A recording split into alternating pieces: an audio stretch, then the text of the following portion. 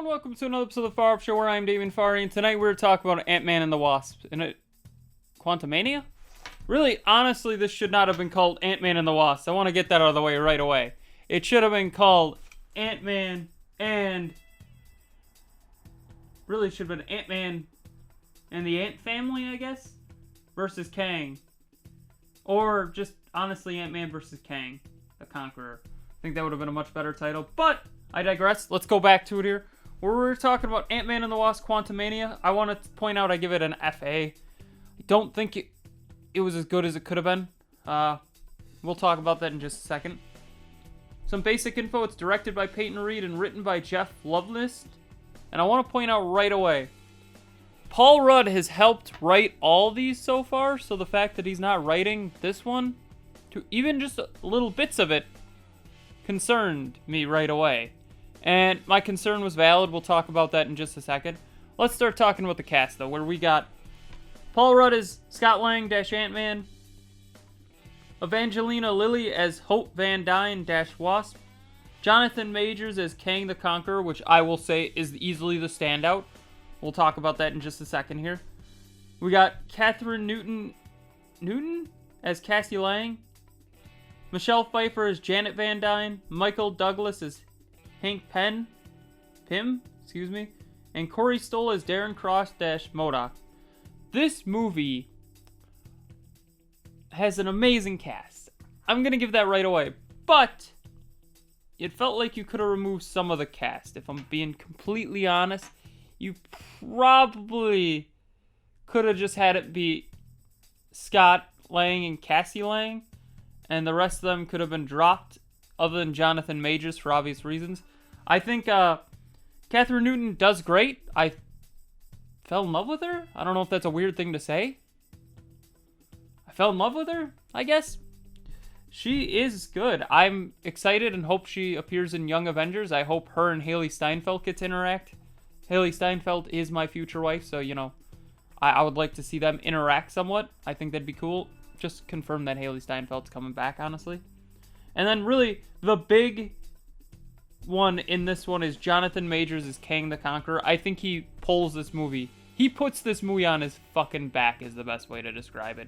This man is working.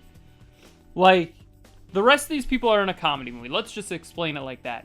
And Jonathan Majors is in like a Shakespearean action movie. And it's like, holy shit. We're watching a man act his ass off, which was great.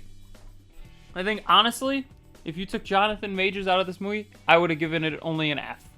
But because you have Jonathan Majors in it, FA. I think it's one of those situations where it was the Thor Love and Thunder syndrome, where there's a lot of comedy. This one had a little bit toned down comedy, at least, though. And there were dramatic moments. But there's some things that I would have changed, and we'll get into it in just a second here. So let's start talking about the plot, where I think the plot is the area where I kind of think this movie could have been better. Where the family goes to the quantum realm, which looks amazing, by the way. I think this one of the best looking movies of the year, except MODOK's face.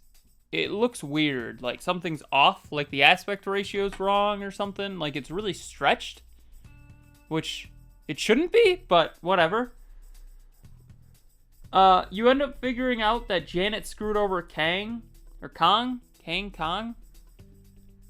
Kang wants revenge. Kang wants revenge. Kang is the Star Trek villain. Kang is the Conqueror. So, I think it's important to note that he wants revenge. And I think, honestly, they kind of imply that if she didn't screw him over, he might not have done what he did. But now he's going to destroy the Earth, which is weird to think, but cool. So, where I think I would have changed it, and I think it would have been an FAR, is Ant-Man should have died. That's my biggest takeaway. Ant-Man should have died. He looked like he was about to die. Then Hope came to save him, which is cool. I did like that to an extent, but then they got out right away.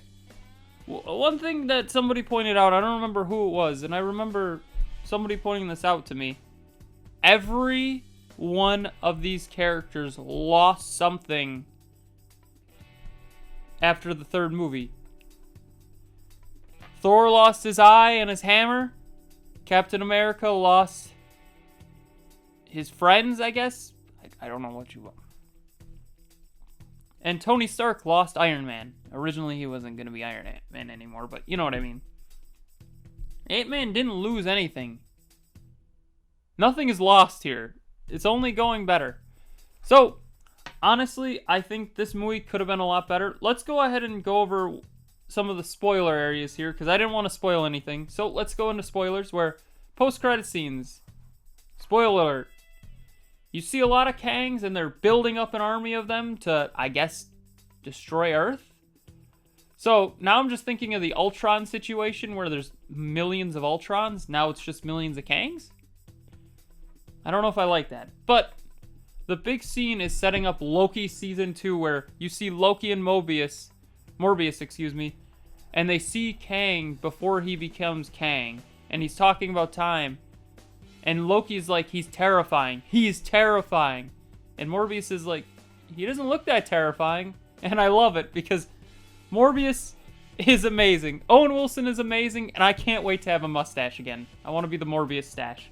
So, tell me in the comments below, what did you think of Ant-Man and the Wasp Quantumania? Don't forget to like, share, comment, subscribe, hit that bell icon, and have a far off night.